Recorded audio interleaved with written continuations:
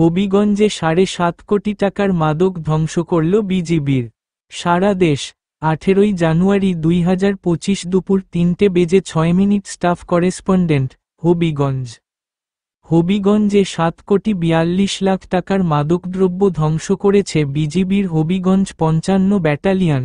শনিবার, ১৮ জানুয়ারি, সকালে senior judicial magistrate Fakhrul ইসলামের উপস্থিতিতে এসব মাদক ধ্বংস করেন বিজিবির ৫৫ ব্যাটালিয়নের অধিনায়ক কর্নেল তানজিলুর রহমান ও তার দল। বিজিবির জানায়, ২০২২ সালের জুলাই থেকে ২০২৪ সালের ডিসেম্বর পর্যন্ত জব্দকৃত ২৪,৭৫৬ বোতল বিদেশি মদ, ৩৬,৫০০ লিটার দেশি মদ, ৩,৪৮৮ বোতল ফেনসিডিল, ৯,৭৭৫ কেজি গাঁজা, ২,৮৮১ পিস ইয়াবা, ১,০২৫ ক্যান বিয়ার সহ বিভিন্ন ধরনের মাদক ও বিড়ি রোলার দিয়ে ধ্বংস করা হয়েছে।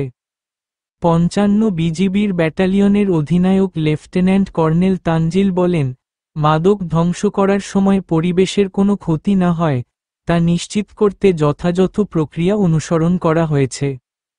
আগে গাঁজা পুড়িয়ে বিনষ্ট করা হতো, এতে বাতাসে গাঁজার গন্ধ ছড়িয়ে পড়ত, কিন্তু এবার আমরা পরিবেশ অধিদফতরের সহযোগিতায় গাঁজার সাথে বালি ও সিমেন্ট মিশ্রণ করে মাটিতে পুঁতে দিয়েছি, এতে কিছুদিন পর সেটি জৈব সারে পরিণত হবে। এছাড়াও লিকুইড যে মাদক রয়েছে সেগুলোর বোতল ভেঙে একটি বদ্ধ জায়গায় রেখে পর্যাপ্ত পরিমাণ পানি ও চুন মিশিয়ে নষ্ট করা হয়েছে। এমএইচ সাতক্ষীরা সীমান্তে গত প্রায় ১ বছর ধরে জব্দকৃত বিভিন্ন ধরনের বিপুল পরিমাণ মাদকদ্রব্য ধ্বংস করেছে বর্ডার গার্ড বাংলাদেশ, বিজিবির। রোববার, ১৯ জানুয়ারি, দুপুরে ৩৩ বিজিবির সদর দপ্তরে এ মাদকদ্রব্য ধ্বংস করা হয়। ধ্বংসকৃত মাদকের মধ্যে রয়েছে দেশি বিদেশি ব্র্যান্ডের মদ, ফেনসিডিল, ইয়াবা, গাঁজা, হিরোইন, এলএসডি, ক্রিস্টাল মেথ আইস, ভারতীয় অনাগ্রা ট্যাবলেট, ইনজেকশন ড্রাগ, পাতার বিড়ি ও তামাকের গুঁড়া। এসব মাদকদ্রব্য সাতক্ষীরা সীমান্তের ৫৪ কিলোমিটার এলাকায় করা হয়েছিল। বিজিবির জানায়, মাদককে না বলি জীবনকে হ্যাঁ বলি।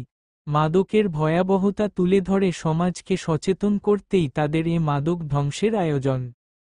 এই সময় মাদকদ্রব্য ধ্বংসকালে উপস্থিত ছিলেন খুলনার sector commander colonel Hedi Hasan Chowdhury, Satkhira ৩৩ বিজিবির অধিনায়ক আশরাফুল হক, সহকারী পরিচালক মাসুদ রানা, সাতক্ষীরা মেডিকেল কলেজের ভারপ্রাপ্ত অধ্যক্ষ ডা. কাজী আরিফ আহমেদ, অতিরিক্ত জেলা ম্যাজিস্ট্রেট রিপন বিশ্বাস, সিনিয়র সহকারী police super SM. Arif Raihan, মাদকদ্রব্য নিয়ন্ত্রণ অধিদপ্তরের উপপরিচালক বিজয় কুমার মজুমদার সহ আরও অনেকে।